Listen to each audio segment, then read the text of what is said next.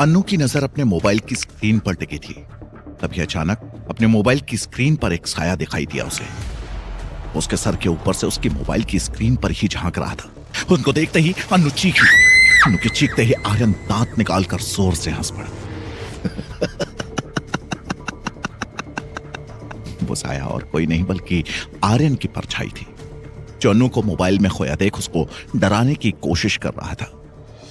लेकिन वो इतनी डर गई थी कि वो अभी तक कांप रही थी। उसने जैसे ही आर्यन को देखा वो रो पड़ी। घड़ी में दिन के लगभग 3 बज रहे थे जब अचानक आर्यन की नींद खुली और वो हड़बड़ाकर उठ बैठा। उसने अपनी नजरें आसपास घुमाई, तब उसको याद आया कि वो और अन्नू एक होम स्टे के अंदर हैं। आर्यन ने अपनी गर्दन घुमाकर देखा। उसके साइड में अन्नू गहरी नींद में सो रही थी। आर्यन को याद आया उसने सुबह में एक बेहुदा मजाक करके अन्नू को रुला दिया था। अन्नू की तरफ देखते हुए उसने अपने मन में कहा, मैंने कहीं पढ़ा था रोने के बाद इंसान और ज्यादा खूबसूरत हो जाता है। और आज लग रहा है कि वो बात 100% सच थी। आज रोने के बाद कितनी क्यूट लग रही हो ना तुम, बिल्कुल बेबी की तरह। आर्यन थोड़ी देर अपना मोबाइल चलाता रहा, लेकिन अन्नू तब भी नहीं उठी। उसने अन्नू को उठाने की कोशिश की। अनु, अनु उठो। यहाँ वेकेशन एंजॉय करने आई हो या फिर सोने के लिए? चलो जल्दी फ्रेश हो जाओ, हम फिर नौकुचिया ताल घूमने चलेंगे। अन्नू हड़बड़ाते हुए उठ बैठी। अपने मोबाइल में उसने टाइम देखा तो दिन के 3 बज रहे थे। अन्नू अभी तक आर्यन से गुस्सा थी। उसने दूसरी तरफ करवट बदलते हुए कहा, मेरी क्या जरूरत है? अजय को ले जाओ ना अपने साथ। ठीक है, उसी को ले जाता हूँ। वो खुद भी भूत की तरह दिखता है, इसीलिए तुम्हारी तरह वो कम से कम बात बात में डराएगा तो नहीं। आर्यन ने अन्नू को जवाब देते हुए कहा तो अन्नू ने उसको तकिया फेंक के मारा और रेडी होने के लिए उठकर बैठ गई। लगभग 5 बज चुके थे उन्हें वहां से निकलते हुए। शाम 7 बजे के बाद मेन गेट बंद हो जाता है, इसलिए 7 बजे से पहले आ जाना। एक जानी पहचानी आवाज सुनकर आर्यन और अन्नू के पैर वहीं रुक गए, क्योंकि वो जानी पहचानी आवाज अजय की थी। आर्यन और अन्नू अजय की मनहूस शक्ल देखने से बचने के लिए वहां से चुपचाप निकलना चाहते थे। वो दोनों लकड़ी की उस पुरानी सीढ़ी पर एक एक पैर बिल्कुल आहिस्ता आहिस्ता रख के इस तरह उतर रहे थे जैसे इंसान नहीं, बिल्ली उतर रही हो। आर्यन आगे था और अन्नू उसके पीछे। आर्यन को पता था सबसे नीचे की सीढ़ी आवाज करती है, इसलिए उसने उस सीढ़ी पर अपना पैर रखा ही नहीं। उसने अन्नू से भी ऐसा ही करने के लिए कहा। तभी सीढ़ियों पर अन्नू का बैलेंस बिगड़ा और अन्नू ने उसी सीढ़ी पर अपना पैर रख दिया। चर्र, एक तेज आवाज सन्नाटे को चीरते हुए अजय के कानों में पड़ी और उन दोनों को मजबूरी में अजय का मनहूस चेहरा देखना पड़ा। आर्यन ने सीधे अजय की तरफ देखने की जगह इधर उधर देखते हुए कहा, 7 बजे से पहले हम आराम से आ जाएंगे। आर्यन और अन्नू बाहर निकले ही थे कि उसकी नजर गुलाब के गार्डन पर पड़ी। उसने अन्नू से कहा, तुम यहीं रुको, मैं 1 मिनट में आया। आर्यन मुड़ा और वापस अजय के पास आकर पूछा, आपसे एक बात और पूछनी थी। इस गुलाब की बगिया में ऐसा क्या है जिसकी वजह से हमें उसके पास जाने नहीं दे रहे? आर्यन ने महसूस किया कि रोज गार्डन का जिक्र करते ही अजय के चेहरे का रंग बदलने लगा और उसकी आवाज भारी होने लगी थी।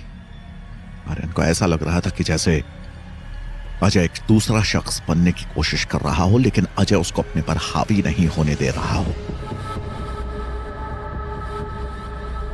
अजय को देखकर सर्दी के मौसम में भी आर्यन के माथे पर पसीने की बूंदें उभर आई।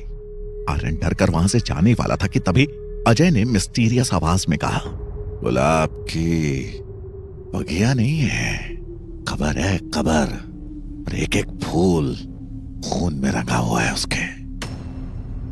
तो दूर रहना उससे, वरना मारा जाएगा। अजय की आवाज सुनकर आर्यन का रंग पीला पड़ने लगा और उसने इतनी तेज दौड़ लगाई कि सीधा मेन गेट के बाहर अन्नू के पास जाकर रुका। उसकी सांसें चढ़ी हुई थी, चेहरे का रंग पीला पड़ा हुआ था। अजय पूरी तरह कांपते हुए जल्दी जल्दी अन्नू से कुछ बोल रहा था, लेकिन अन्नू को कुछ समझ में नहीं आ रहा था कि आर्यन क्या बोल रहा है। आर्यन ने अन्नू को जल्दी कार में बैठने का इशारा किया। अन्नू आर्यन के साथ साथ भागती हुई कार के पास पहुंची। और जल्दी से अंदर बैठ गई। आर्यन ने जल्दी से कार स्टार्ट करने की कोशिश की, लेकिन डर और घबराहट की वजह से उसके हाथ कांप रहे थे। डरा घबराया और पसीने से भीगा हुआ आर्यन कभी पीछे देखता और फिर चाबी लगाने की कोशिश करता। अचानक उसको ऐसा लगा जैसे कोई उसका पीछा कर रहा है। उसने जल्दी से चाबी लगाई और जोर से कार का एक्सीलेटर दबा दिया। आर्यन को डरा घबराया हुआ देखकर अब अन्नू भी डरने लगी थी। वो बार बार आर्यन से पूछ रही थी, आर्यन, आर्यन क्या हुआ है? क्या बात है? तुम इतने डरे हुए क्यों हो? कुछ तो बोलो आर्यन। आर्यन ने ढलान पर भी कार की स्पीड कम नहीं की। उसको देखकर ऐसा लग रहा था कि जैसे उसको कहीं पहुंचने की जल्दी हो। अचानक उसको लगा जैसे कोई उसका पीछा कर रहा है। उसने पीछे देखा लेकिन वहां कोई नहीं था। उसने घबराते हुए अन्नू से कहा, अनु, अनु, वो हमारे पीछे आ रहा है। वो हमें मार डालेगा। अन्नू ने घबराकर पीछे देखा, वहां कोई नहीं था। कौन आर्यन? किसके पीछे कौन आ रहा है? हमारे पीछे कोई नहीं है। अनु, वो अजय हमारे पीछे आ रहा है। वो इंसान नहीं, शैतान है। अनु, आर्यन तुम प्लीज कार रोको। हमारे पीछे कोई नहीं आ रहा। पहले मुझे बता हुआ क्या है। आर्यन उसी स्पीड में कार भगाता हुआ नौकुचिया ताल के पास ले आया। उसको कुछ लोग दिखाई दिए और उसने कार के ब्रेक लगा दिए। कार के टायर कुछ दूर तक धूल उड़ाते हुए गए और फिर कार एक झटके के साथ रुक गई। लेकिन उसकी सांसें अभी भी बहुत तेज चल रही थी। अनु ने उसको पानी पिलाया और उसको रिलैक्स होने का टाइम दिया। 5 मिनट बाद आर्यन धीरे धीरे रिलैक्स हो रहा था। कार के बाहर उत्तराखंड की बर्फीली ठंड अपना असर दिखा रही थी, मगर कार के अंदर का माहौल बिना हीटर के ही गर्म था। आर्यन थोड़ा शांत हुआ तो अनु ने कार का विंडो ओपन किया और उससे पूछा, अब बताओ आर्यन, तुम इतने डरे हुए क्यों? ऐसा क्या देखा था तुमने वहां? आर्यन ने इधर उधर देखा और अपनी कार का गेट खोल दिया। अनु कुछ समझ नहीं पा रही थी। आर्यन आखिर करना क्या चाहता है? अनु ने हैरान होते हुए आर्यन से फिर पूछा, आर्यन, मैं तुमसे कुछ पूछ रही हूँ और तुम ये गेट क्यों खोल रहे हो? रहने दो अनु, तुम सुन नहीं पाओगी। अनु ने जिद पकड़ ली थी। आर्यन ने अपने एक हाथ से अभी भी कार का गेट आधा खोलकर पकड़ रखा था। आर्यन अपना मुंह अन्नू के कान के पास लेकर गया और धीमे से बोला, अनु, हाँ? मैं तुम्हारे साथ इतनी देर से प्रैंक कर रहा था। आर्यन के शब्द अनु के कान में तो तुरंत पहुंच गए थे, लेकिन उन शब्दों को समझने में उसको थोड़ा वक्त लगा। उसको कुछ समझ नहीं आया और उसने आर्यन की तरफ देखा। आर्यन हंस रहा था। 10 सेकंड बाद अनु के दिमाग की बत्ती जली और उसने चिल्लाते हुए आर्यन को मारने के लिए अपना हाथ बढ़ाया, लेकिन आर्यन उससे पहले ही हंसते हुए कार से उतरकर दूर भाग चुका था। अनु से हैरान देखती रही, और जब आर्यन के साथ वो इंसिडेंट रियल में हुआ था तो फिर उसने अनु से झूठ क्यों बोला? क्या वो अनु को सच बताकर डराना नहीं चाहता था, या फिर आर्यन उसको सच बताना ही नहीं चाहता था? आखिर उसने अनु को सच बताया क्यों नहीं? ये एक ऐसा राज था जिसे सिर्फ भविष्य के पन्ने पलटकर ही जाना जा सकता था, और भविष्य में जाने के लिए आर्यन और अनु का उस विला में वापस जाना सबसे ज्यादा जरूरी था। अनु आर्यन के बार बार प्रैंक से इस बार गुस्सा हो गई थी। उसने कार के गेट अंदर से लॉक कर लिए थे। उसे समझ नहीं आ रहा था कि आर्यन सीरियस सिचुएशन को भी इतनी लाइटली क्यों लेता है।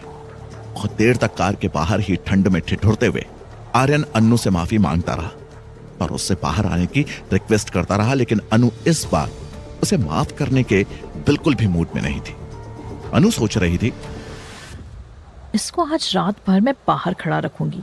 बर्फीली हवा जब शरीर के अंदर चुभेगी ना, इसकी सारी प्रैंकबाजी बाहर निकल जाएगी। आर्यन ने अनु से अजय की कही हुई बात को, क्या आर्यन ने अजय की बात को सीरियसली भी लिया था? अब आगे क्या है आर्यन का प्लान, जानने के लिए सुनते रहिए सूखे गुलाब के अगले एपिसोड्स।